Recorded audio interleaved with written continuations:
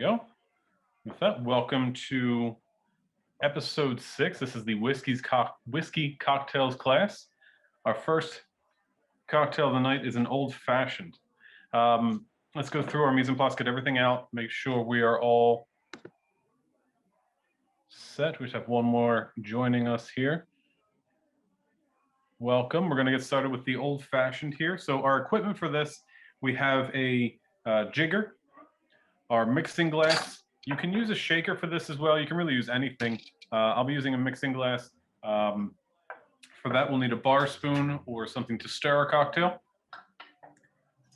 Strainer. For this cocktail, you can use any type of strainer. Hawthorne strainer, the one with the wire, or you could use a julep strainer. You need a glass to put your cocktail in, and then you will need a peeler to get your orange peel and garnish. So that's our equipment set for the first cocktail. I'm actually going to move to the second camera here so you can check out the demo camera. And when we get started with that, we'll be able to just head right into making the cocktail.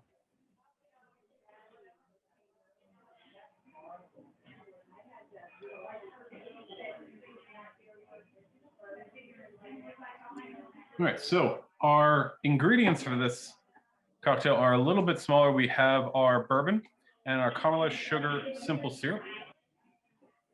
We're also going to be using bitters. So it's Angostura bitters. What you have is a smaller sort of eyedropper of that. I was kind of trying to figure out a way to do bitters in small form. So this is the idea we came up with. See if it works out. And then you're going to need the orange later as a garnish.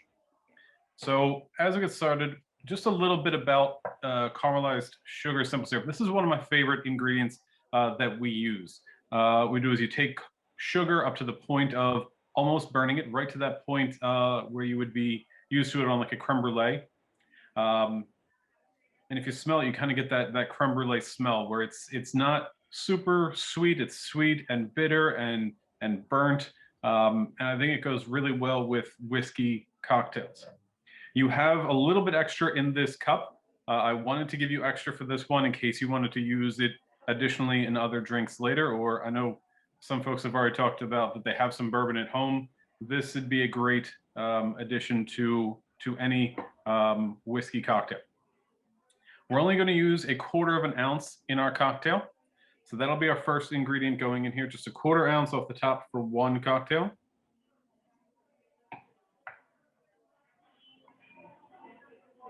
For our whiskey, we're using bourbon here. This is Maker's Mark bourbon. We're going to be using 2 ounces.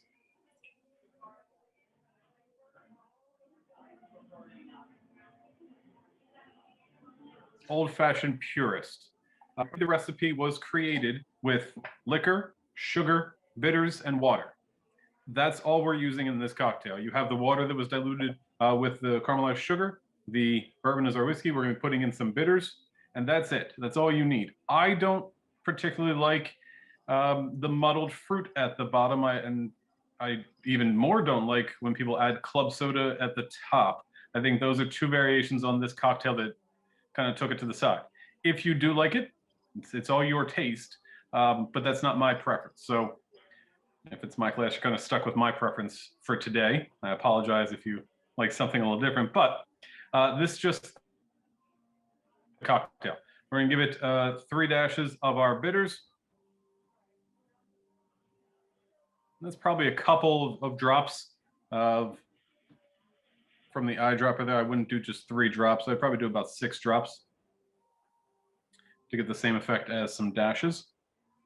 We're going to add ice to this and stir.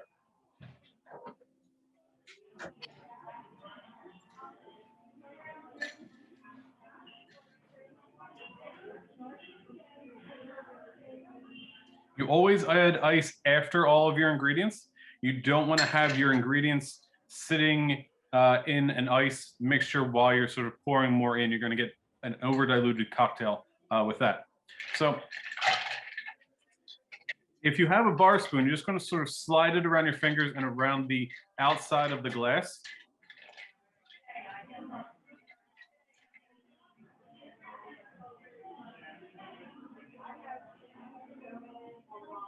twist here, just sort of slide through your fingers. Maybe about 30 times around, and that's all we're looking for. We're just trying to chill our ingredients. If you have like an ice sphere or a large block of ice, this would be the cocktail to use it. If you don't like ice, you don't necessarily need it. I think this cocktail is one that can be just sort of poured and enjoyed without ice, but that is, again, your preference. I'm gonna take our strainer, go right into the glass.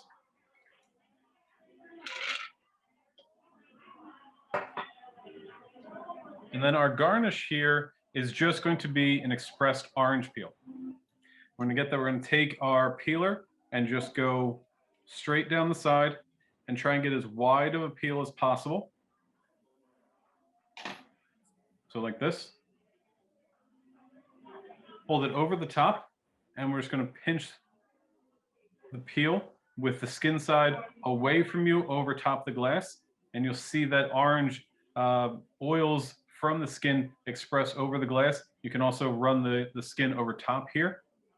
You can discard this, you can throw it in, you can leave it on the ledge, but that is my old-fashioned. Enjoy. Cheers.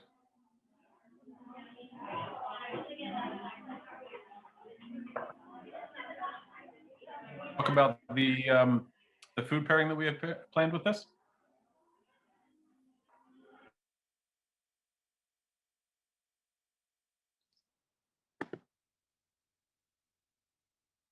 Chef, you're muted. Can you hear me now? There you go. Perfect. So I thought we would go really nice with this drink, and kind of as a starter to this whole, little cheese and smoked eggplant dip would be the eggplant dip. So what I did was I took some whole eggplants, I threw them on my grill. I got them really, really burnt and like charred on the outside. And when I say burnt, I mean burnt. I took them off of the grill once they were burned and kind of really soft, and then I covered them with plastic wrap.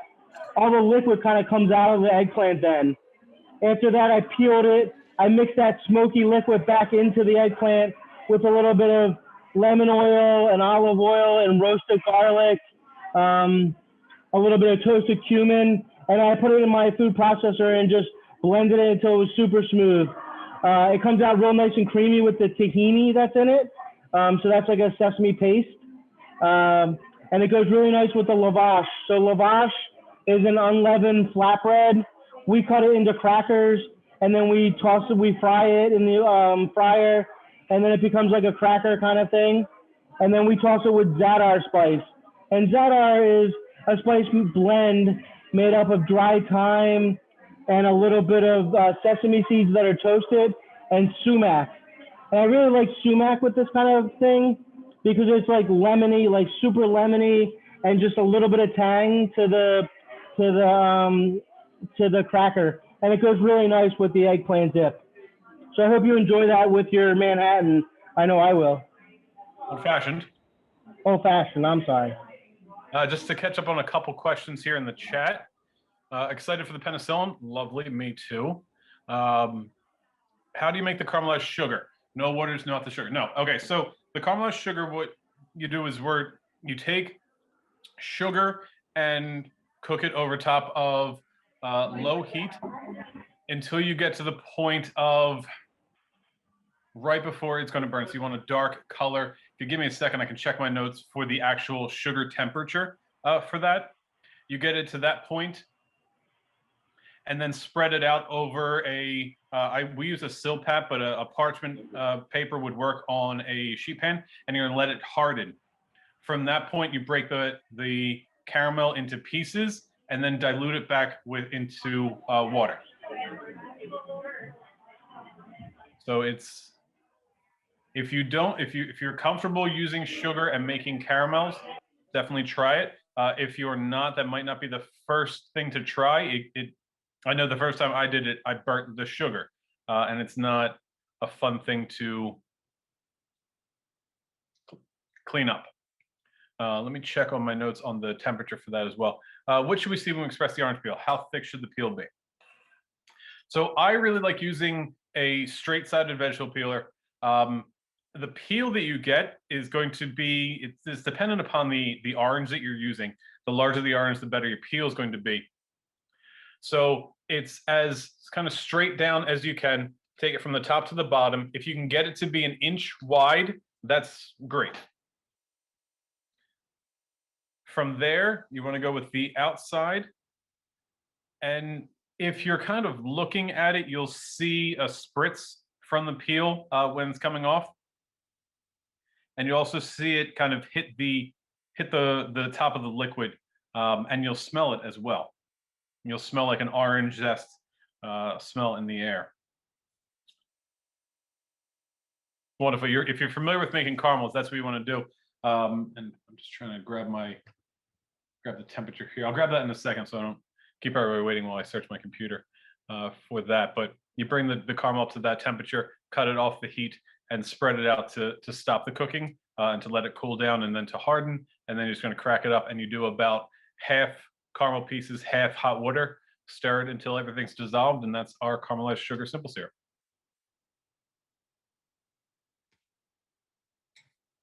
So,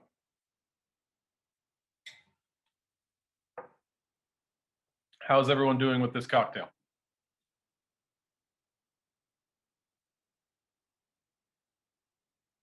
It's definitely liquor forward. This is a drink you would want to use a bourbon or whiskey that you like the taste of by itself. This is not a cocktail where you're kind of using something that you wouldn't drink straight. I would take a step up with the normal whiskey you would use for a cocktail. If you have something like we're using Maker's Mark, that's probably the kind of a nice steady tier for this cocktail. I wouldn't use necessarily Jim Beam in a cocktail like this. I would use Jim Beam in a cocktail where I'm adding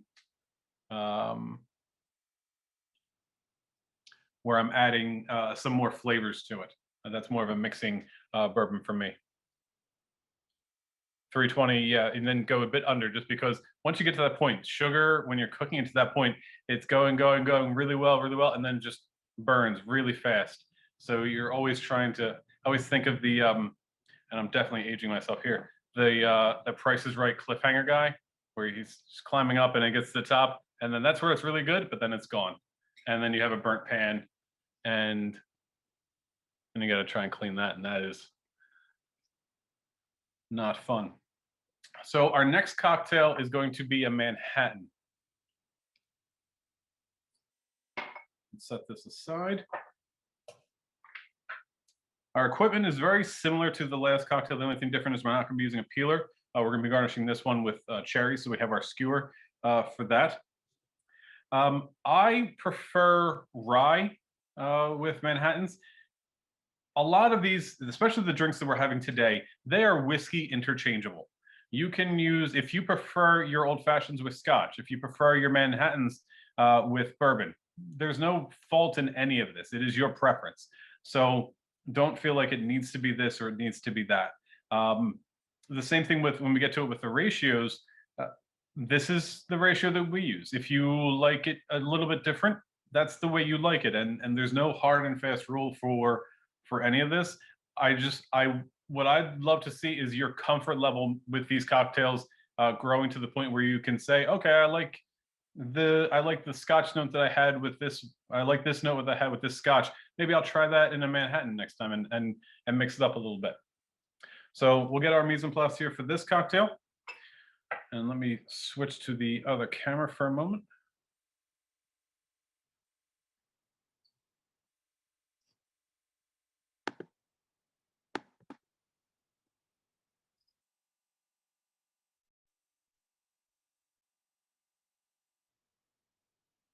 Okay, mise en place here, we have our jigger, mixing glass. We're using a strainer. Use our julep strainer this time. I'm using a martini glass with this cocktail. Again, this is really interchangeable. It doesn't have to be. It can be anything you'd like. If you like it on the rocks, you can serve it on the rocks. If you'd like it neat, you can, or if you like it up, you can serve it up. That's entirely up to you. We're also going to have a skewer for our garnish. Software here is going to be our whiskey using rye. We have some sweet vermouth, And then it's going to be the same thing where we have bitters and we have Amarena cherries. Just to touch on a couple of these ingredients here. So the rye that we're using is Dad's Hat rye. Dad's Hat is out of Bristol, so it's a local product. One of my favorite ryes that I've ever had. I love using them. I love working with them. They're great guys out there. We've been out to the distillery. We've done a single barrel with them. Just love talking about their products and using their products. This is their base rye. And I think the smell is really distinguishable. I can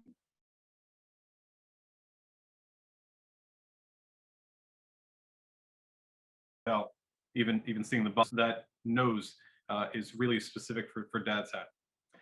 They have the green label bottle, the 4-year straight rye is one of my favorite whiskeys I've ever had. If you have a chance to try that. Sweet vermouth. We are using Dolan. I really like the spiciness of this sweet vermouth. You can sort of kind of get the spice notes right there. You get a little bit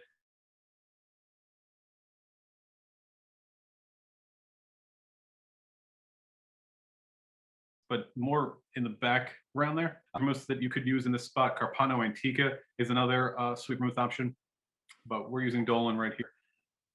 Bitters, the same thing. We have the Angostura bitters here. You can but Angostura is a standard there. And Amarena cherries. It's a little different than a brandied cherry in that there is no alcohol here. They are steeped in a syrup.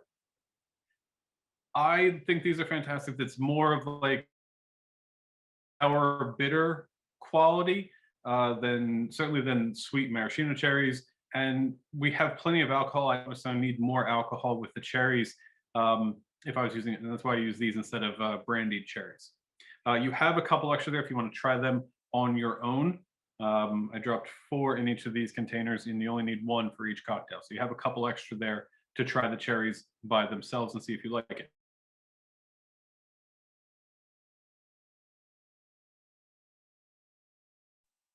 So let's get here. We're going to use the same thing. I'm going to use a mixing glass. You can use a shaker if you'd like. We're going to start with our sweet vermouth. We use 1 ounce. The default recipe for a Manhattan that we use is 2-1-2. So 2 ounces of your whiskey, 1 ounce of sweet vermouth, and 2 dashes of bitters. That to me was the way that I was taught, was that 2-1-2 is also the area code for Manhattan. And it's just an easy way of remembering both the area code for Manhattan and the ratio to use for the cocktail. We're going to be using 2 ounces of our rye.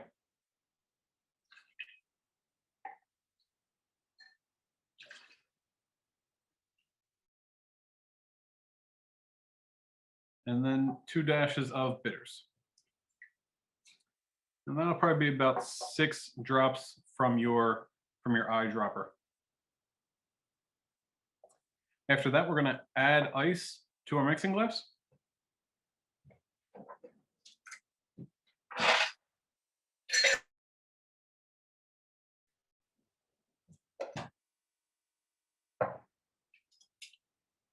And stir. Very similar to the last cocktail, a little bit more volume in this. These cocktails are both definitely liquor forward.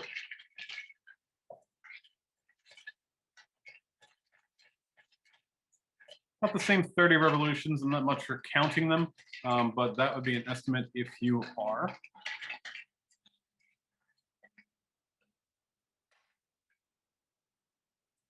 Have our martini glass here. I don't think for whiskey cocktails, chilling the martini glass is necessary. I don't necessarily want it to be ice cold as I would if it was a Cosmo. I think a room temperature glass for a a whiskey forward cocktail is perfect. Our julep strainer in here.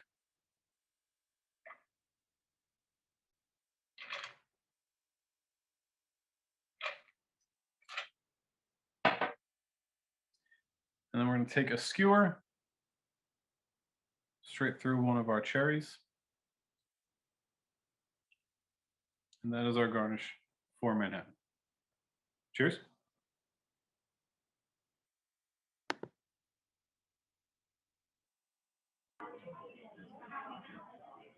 Check the chat here. What brand of vermouth? This is a Dolan vermouth. Do Angostura bitters last indefinitely? Do they require refrigeration? I don't believe so. They should last. So let's touch on both of those ingredients. The vermouth is Dolan, but you can use any vermouth. You can use a dry vermouth. You can use a mixture of sweet and dry vermouth and make what's called a perfect Manhattan. You can substitute the vermouth for an Amaro and make a black Manhattan. There are tons of options for that ingredient. It's really interchangeable. Manhattan is one of those recipes that is a base recipe for hundreds of different cocktails. I prefer Dolan because I like the spice notes that it has, and it's also very affordable. This is a $10 bottle of vermouth at the store compared to 30-something for a Carpano Antica. So it is a really nice vermouth that you can get, and it really delivers on the value. One other thing on vermouths. And I don't mean to call anybody out if this is calling anybody out. Your vermouths must be kept in the refrigerator. If you open a bottle of vermouth, it has to go in the refrigerator when you're finished. If I go to someone's house and I see their vermouth is sitting on like a bar, I am not having a Manhattan there because that vermouth has been sitting on the bar for who knows how long. After about 4 or 5 days of sitting out, you can tell the difference between a freshly opened bottle of vermouth and a bottle of vermouth that's been sitting on the shelf. So I know they were doing this with all the Zoom calls. There were room raters, and there was some trend going on where people were rating bars, like your kitchen bar. And as soon as I would see a bottle of vermouth on that bar, nope, you're done. 0 points.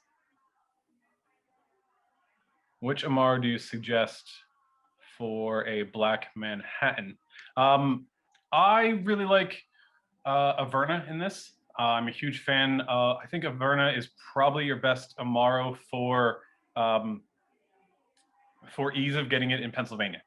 That is a huge hurdle. I think Pennsylvania's biggest shortcoming is their secondary spirits selection. It really lacks. There's like 3 Amaros on the wall at most stores. So Averna is everywhere. That's an easy one to find. It is a little on the sweeter side. If you have the ability to try something else, I like Fernet.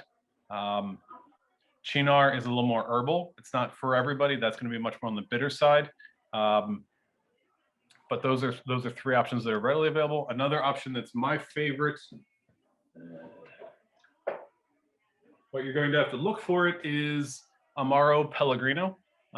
This to me kind of hits the balance of sweetness, some herbal qualities. This is a really nice kind of middle one for Amaros. You can get this at Rosalie, right down the street in Wayne, if anyone's interested. Let me just catch up here on questions. Dry vermouth. Dolan is really nice as well on dry vermouth. If you can try Lo-Fi out of California has a dry vermouth that is fantastic. Their sweet vermouth is delicious as well. They really do nice things. Is that true of dry vermouths? I assume you mean keeping it in the refrigerator. Yes. Any wine-based product you want to keep in the refrigerator. So that is true for vermouths. That's true for Lillet. We were talking about the last class. Cocchi Americano. Any aperitif that is wine-based, keep it in the refrigerator once it's opened. Doesn't need to be in there until it's opened. It can stay on the shelf for a while unopened, but as soon as it's opened, keep it in the fridge.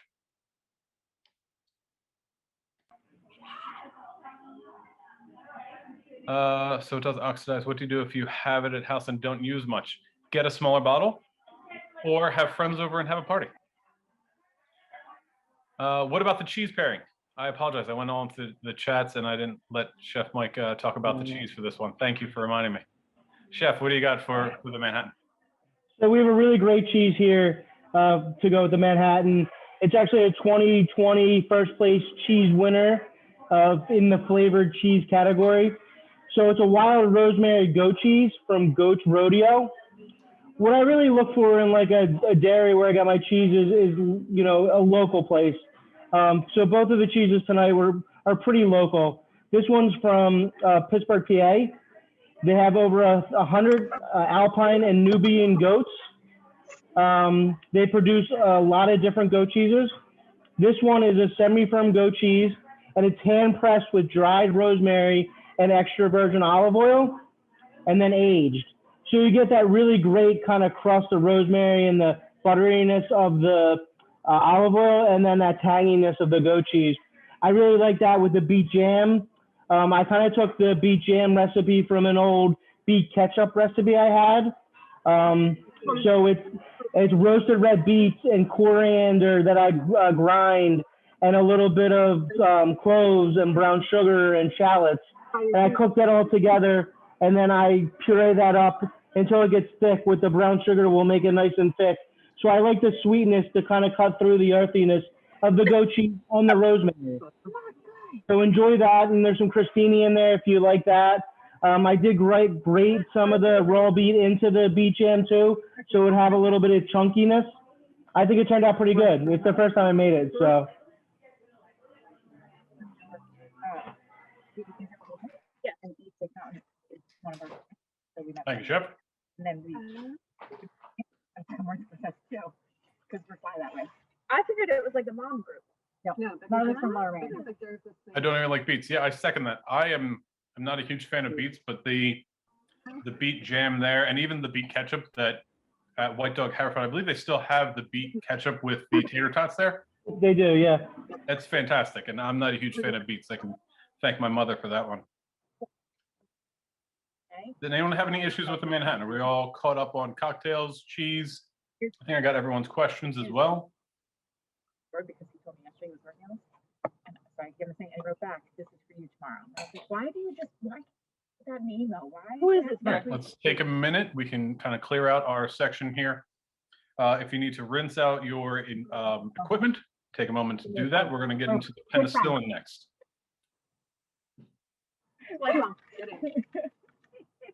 So when you have nursing isn't your thing anymore, you can come on computers and then work with us. I know.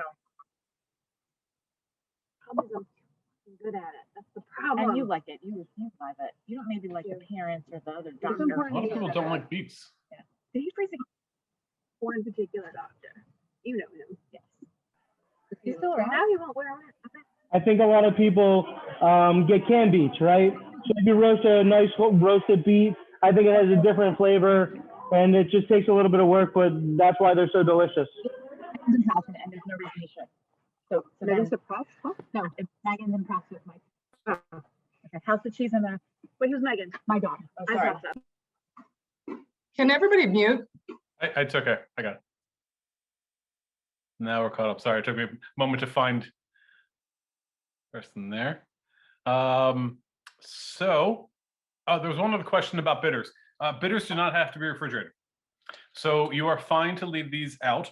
All it really is, and just to talk about bitters for a second, bitters are sort of an extraction in a alcohol base. You can actually make your bitters you can make bitters at home if you'd like. So let's say you took some spices, some cinnamon, coriander, star anise, some herbs, and let that steep with grain spirit. You can even use Everclear or something like that. You would have what's called a tincture. So any sort of steeped spices, ingredients, you can use vanilla, you can use orange peel, all would create a tincture. It doesn't become bitters until you actually add a bittering agent. So for the most part, that's going to be something like cinchona bark or gentian or quinine. All of those are bittering agents. Quinine is used in tonic water. I used cinchona bark when I've made bitters in the past. That is what's really going to turn it from a tincture to a bitters. You need that bittering agent to have bitters. But Angostura is fantastic. Another bitters that you'll see readily is Peychaud bitters. The cocktail that just barely missed the cut for this class was a Sazerac, one of my favorite cocktails, and that uses Peychaud bitters. We can do that maybe in a class in the future. You also see orange bitters. I really like blood orange bitters as well. Twinings, I think, is the brand I like for blood orange bitters. Moving forward, let's go to our penicillin. So in terms of cocktails that we've been talking about today, the penicillin is relatively new. This cocktail was only invented in 2005 at a bar called Milk and Honey in Manhattan. The head bartender there was a gentleman named Sam Ross. He created this cocktail, so it's barely 15 years old. Milk and Honey actually, sadly, was one of the restaurants that was forced to close because of the pandemic. So they recently closed. It was on my bucket list, and I actually never got there. A fantastic bar up in New York. There are a bunch of fantastic bars up in New York. Not to be knocking on Philly or anything like that, but there's some great bars up there. Milk and Honey was certainly one of them. Our equipment for this cocktail is going to be a jigger. We're going to be using a shaker set. So this cocktail is a little different in that we have fruit juice and in this cocktail. So any fruit juice cocktail is going to be shaken.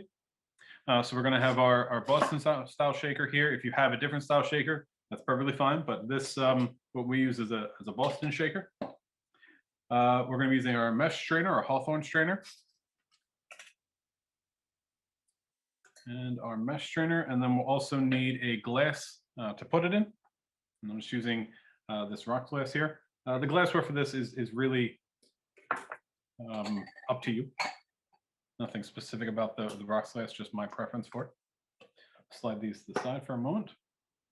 And we'll get to our software. We have two different types of scotch. So we're using a blended scotch and a peated scotch. The blended scotch is Dewar's. Really kind of soft, just a crowd-friendly scotch. The peated scotch, however, is Ardbeg. For those of you that have been to this class before, you probably know of my affection for Ardbeg scotch. It is really smoky. So we use both of these scotches in a penicillin. The base will be Dewar's, and we're just going to cut it with a little bit of the peated scotch just to give it some smoky. If you don't like the smoky, you don't, at least a little bit. It definitely kind of opens up a new depth to the cocktail that I think is really, really nice. We have a ginger liqueur. I prefer using ginger liqueurs instead of a ginger simple syrup. It's more consistent. It's easier to use. This one is actually from Boardroom Spirits. So it's their ginger. They call it a vodka, but really it's the same. It's just a proof difference between a vodka and a liqueur. It gives the right spice. When I'm looking for liquor ingredients to use, I want as little bit of sweetness and as much flavor as possible. I can add the sweetness later with honey, but I can't really add that ginger spice that a good liqueur is going to give you.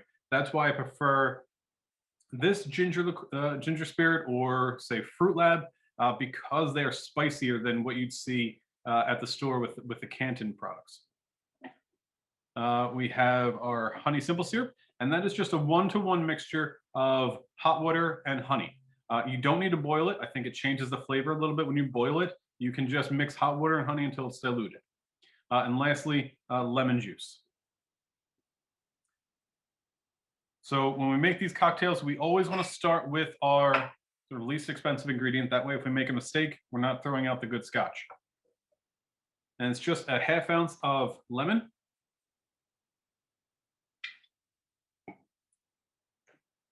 A 1/2 ounce of honey.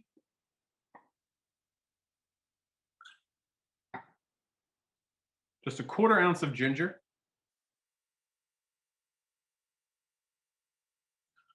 We're also only going to add a 1/4 ounce of the peated scotch to start with here.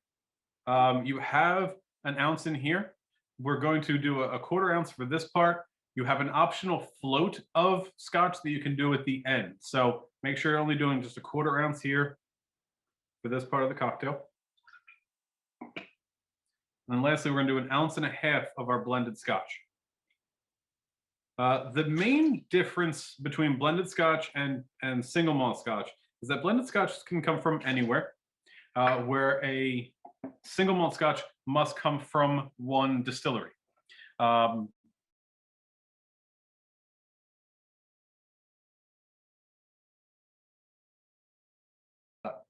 With the single Islay scotches, it's spelled ISLAY, are really most of the time going to be heavily peated. We'll discuss. Let's finish the drink, and we can kind of talk about what peated scotches taste like and what their characteristics are. But let's get some ice in here, and we'll shake.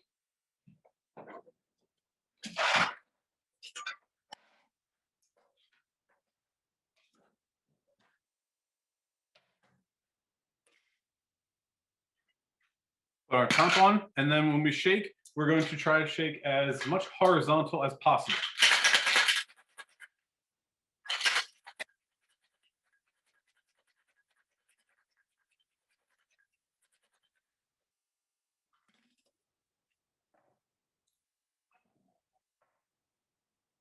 Again, if you'd like to put the drink on ice, you certainly could.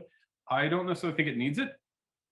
I also need to be able to drink it in a couple minutes, so I don't want to put it on ice while it sits around for a few minutes. So with cocktails where you're shaking them and not serving them on ice, we use 2 strainers or double strain it, where we're straining it through our Hawthorne strainer here, but then also straining it through a mesh strainer to get the ice chips. That way we have a smooth liquid that doesn't have ice chips or pieces in it or pulp from the fruit. All of that is strained out. That's I know I have certain kind of things that I'm snobby about. Things floating in my drink is one of them. I don't like little pieces.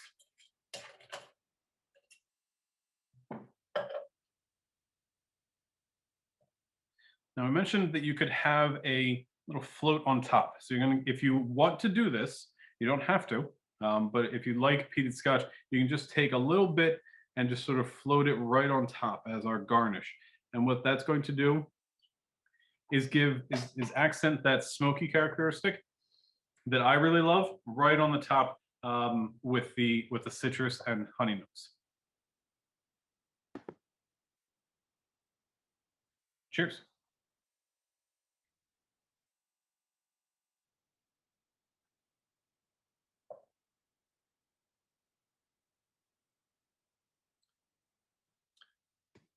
So again, definitely liquor forward. If you prefer it a little sweeter, you can certainly add a little bit more sweetness to it. But that is, again, that's your preference, and there's no wrong answer here. If you like this with an ounce of honey, by all means, you can make it this way. Is there a difference shaking horizontal versus vertical? When you're shaking, let me just grab this one. When you're shaking up and down, you don't get as much mixture of the liquid through everything as much. I'm trying to think of the word I'm looking for here. Integration. It doesn't integrate as well going up and down as it does sort of side to side. What was the demo we did where we put you put sort of different colors of rice in your shaker and you layered them. And then as you shook in both directions, you would see how everything was integrating. And shaking it sideways integrated everything a lot better than it did up and down. Up and down really just sort of kept the layers. I mean, they mixed in, but it was much more discernible, the layers that you had when you were shaking straight up and down versus side to side. This cocktail, again, you probably couldn't taste the difference in that shake for this cocktail, but if you were doing a cocktail with egg white, or you had some ingredients that were a little thicker, let's say you did like a strawberry puree, and you're making a cocktail with the strawberry puree, that cocktail needs a really vigorous shake or using egg whites. You need to be really mixing those ingredients very well. So you want to have as much integration as possible. Let's see. So did anybody try peated scotch for the first time? Is anybody enjoying peated scotch for the first time? Or is it still everybody's still a little on the fence? All right, let's let Mike talk about the cheese pairing here, and then I will nerd out on the peated scotch. Great. So we're doing smoky, right? So I figured some smoked cheddar cheese would go great with this. It's served with a little apple chutney that I made. So the cheddar cheese is from PA Noble. It's a farm out of Lancaster. It's family owned since 1924.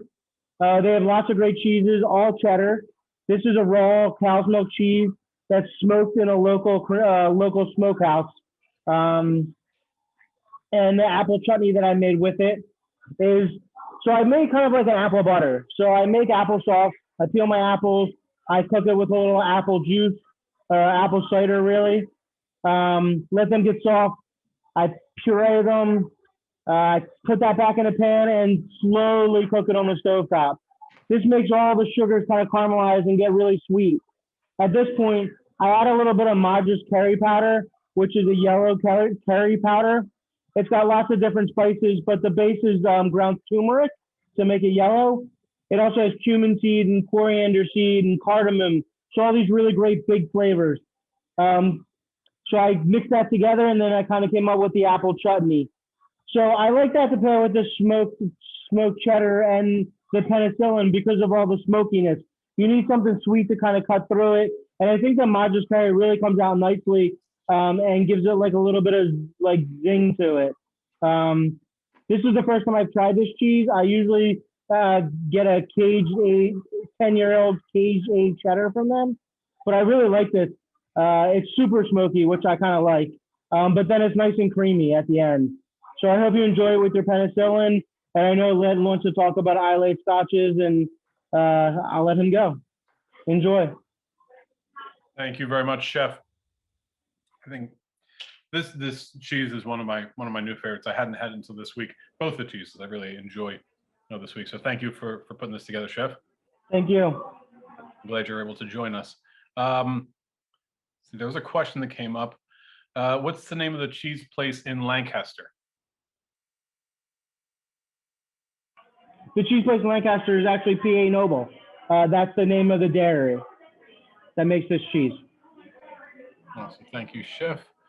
Does the amount of ice make a difference? So when you're shaking a cocktail, yes, the amount of ice absolutely does make a difference. What my rule of thumb is that I want to have more ice in there than liquid. I want to see the ice sitting on top after I've put all of the ice in. If you put less ice in, you're going to get less dilution, and it throws off the balance of the cocktail. Sort of everything that I've created when I create a cocktail for our menu, those baseline things have to be in place. So the amount of ice that you use has to be the same through each bartender. Otherwise, you're going to get different drinks. So it's really important that you do the same thing. My rule is cover the liquid with ice. A peated whiskey from County Cork in Ireland. Yes, please. I would love some. Lagavulin is another great peated scotch. So I think we're caught up on all the questions there. Just to talk about peated scotch for a minute.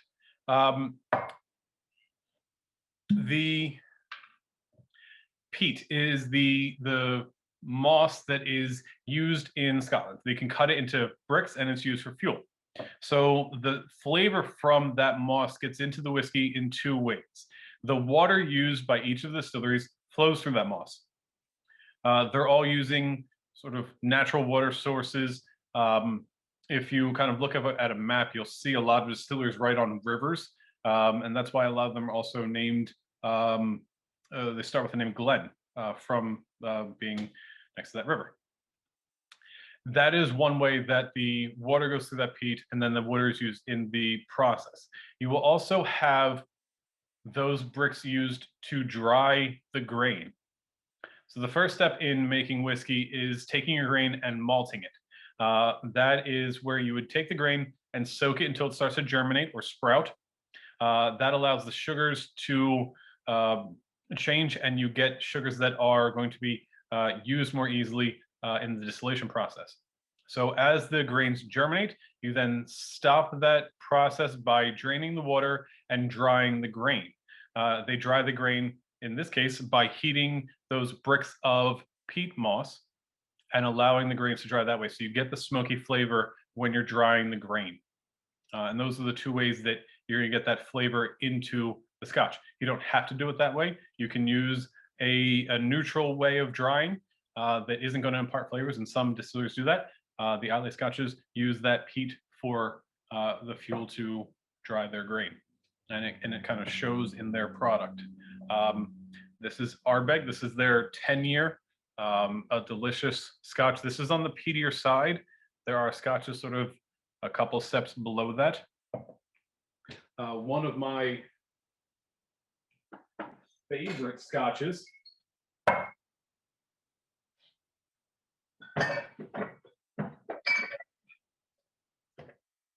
is a Scotch called Octamore, which is from Bruichladdich. This was a gift a couple years ago, and I've been kind of holding on to this one, just having little bits every now and again. This is a absolutely delicious peated Scotch. If you ever have the opportunity to try this one, please do not pass it up.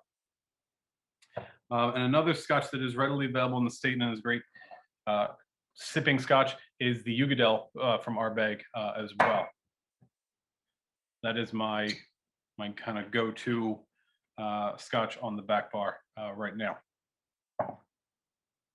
Let's see. Does anyone have any questions? And I'm trying to turn people onto Mezcal some weeks and single malt Scotch other weeks. Okay. How do you spell the favorite Scotch? So the favorite Scotch here is called Octamore, Actomore. It's from Bruichladdich, which is another Islay distillery. Okay, thank you, Sarah, for putting that in there. And I will put the, I'm gonna need help spelling this one.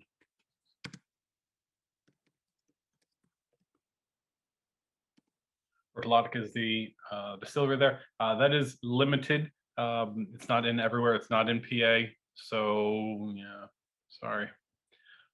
But if you live in Jersey or Delaware or frequent those states often, you may be able to find this Scotch on the shelves of local stores.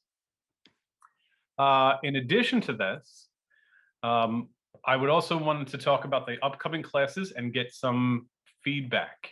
Let me see here. What's the difference in using a ginger syrup for the penicillin, and is it worth trying?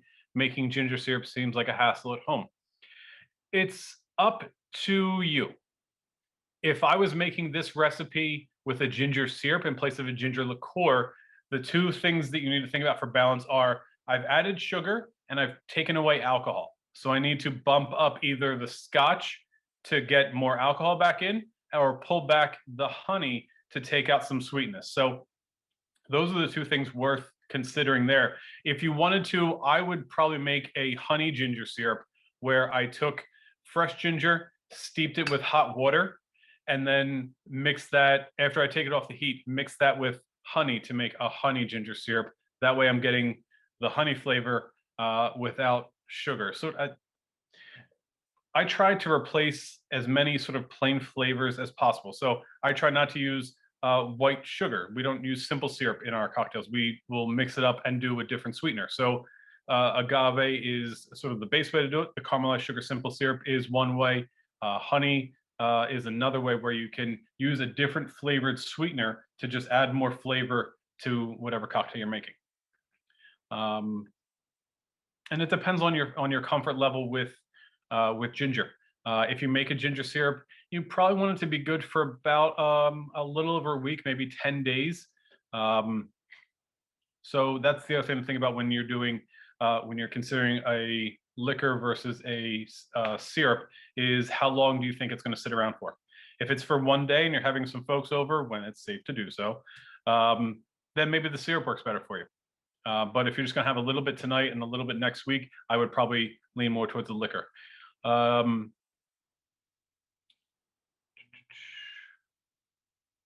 Let's see. Let me catch up here. We'll come back to the agenda in just a second. A ginger liqueur in PA, but you can't find it now. It was really sweet. That was probably Canton. They don't have a ton of ginger liqueurs on the shelf in PA. Domaine de Canton is the one that has like that yellow bottle with a bunch of sort of, I know I'm making a fool of myself kind of doing this, but it's just little ridges on the outside. That's what it is. It made sense in my head. Last class I mentioned, yes, rinsing the glass. That's sort of next level of things you can do. Aquavit is one way to do it. Let's see if I can find that camera and see the bottle that you're talking about. Oh, there we go. Oh, awesome. Yeah, I need to see if I can find that to try it. I'm still trying. I haven't honestly left the state since the last class that I was being told about Mr. Black coffee liqueur, cold brew coffee liqueur. It's very much on my list of things to do. I just haven't left the state to get a bottle. Len, I don't know yes. if you can hear me. Yes. So this is the bottle of the Aquavit I found at the state store. It's this Oeuvre Aquavit. It's made in Duluth, Minnesota, actually. Interesting. It's from a Vikra distillery. I was looking for it. I was trying to find the Danish Olberg, but I couldn't, so I got this instead. And it's actually really good for a U.S. Aquavit. And there's a Linny is another Aquavit. Okay. Can order Mr. Black for delivery in PA? No, it's Lin Ye. You can get it anywhere around here, but you know what? You can go over that bridge. Yeah, and then illegally smoking the bandit style, bring liquor back. You can also get Linja in Norway, because that's the Norwegian one. Exactly. That's where I've had it. Exactly. Oh, awesome. Yeah. Okay, so where do you get the cherries? The cherries you can get. You can get the cherries at what is it? Bruno Brothers. The Amarena cherries? Yeah, for like $13 for a little tiny jar. Yeah, it's the blue and white bottle. Fabry is the brand that we use. It's sort of, let's see if I can pull it up here. It has like a really nice decorative label. I don't know a way to pull it up on the screen just yet, but that is the one that we use. There are other kinds of Amarena cherries as well, but that one you'll see, De Bruno Brothers makes sense that it'd be there. Can you add the name to the chat? The name of the cherries?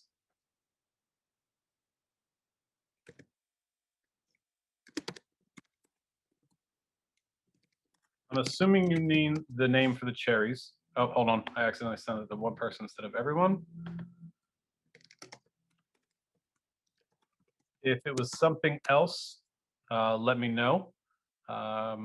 Catherine, just to make sure we're talking about. You can get them on Amazon as well. Luxardo do work. They are, I think the Luxardo ones are alcohol steeped. Row House makes a good aquavit as well. Okay. Any recommendations for bourbon? So name of the coffee liqueur. Got it. The coffee liqueur to try is Mr. Black.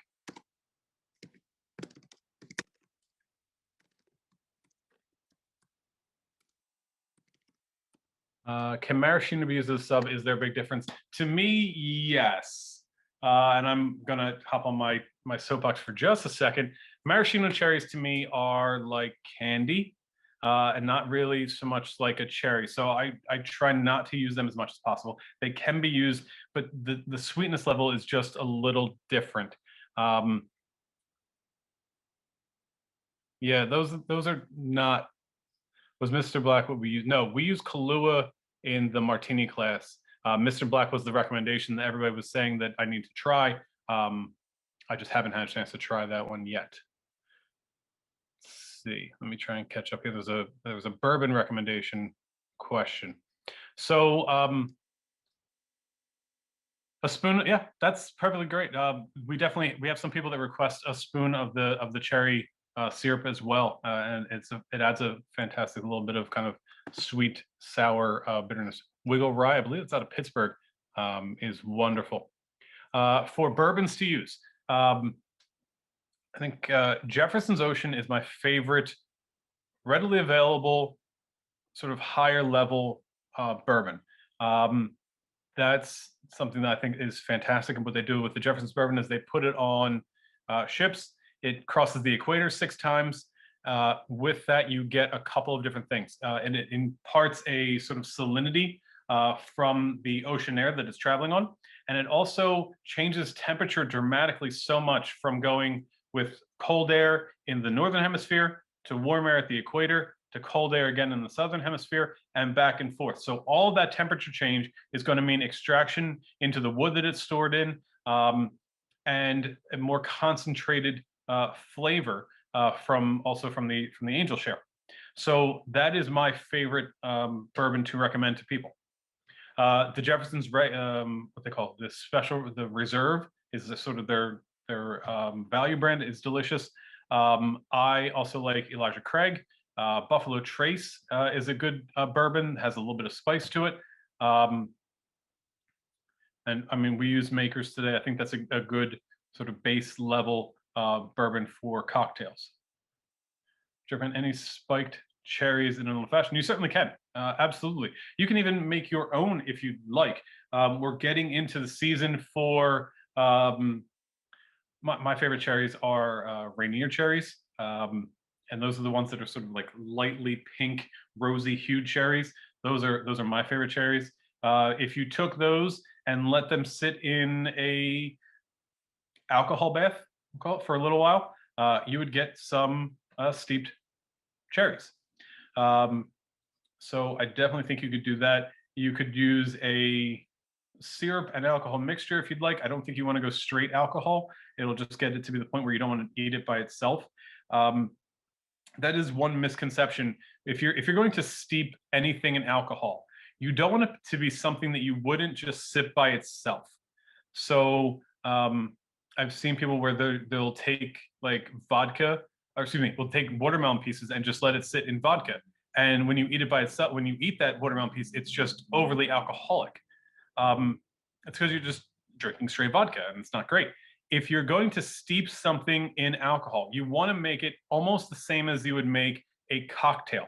So you could take that alcohol and dilute it down with some sweetener, or a secondary spirit that is less than alcohol, or some other fruit juice. And that way, when you're sort of letting something soak in those flavors, the end result is going to be much more palatable than just straight liquor. And that's what I would recommend for the cherries as well. If you wanted spiked cherries, use a whiskey, but cut it with a little bit of maybe honey or something, or maybe just a dash of lemon, where you can get a bit of a rounded flavor in that in those sort of alcohol steeped products. Let's see. Is there any whiskey drinks with a lemon twist that I like? We do use a lemon as part of a garnish in a Sazerac, which I really like.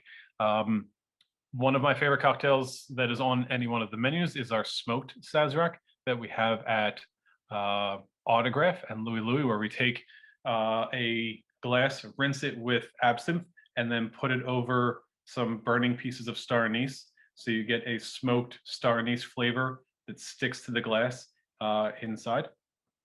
By the way, while we're talking about those restaurants, almost all of our restaurants are back open now. All 4 White Dog Cafes, the White Dog Cafe in University City, Haverford, Wayne, and the new one in Glen Mills are open. Autograph Brasserie in Wayne is open, and Rosalie in Wayne is now open as well. If you haven't had a chance to try that, definitely do that. Mishulu will be opening next week on the 17th. And then our 2 locations in Long Beach Island, Daddy-O and Tucker's, will be open on the 17th as well. Louis Louis in University City by the end of this month.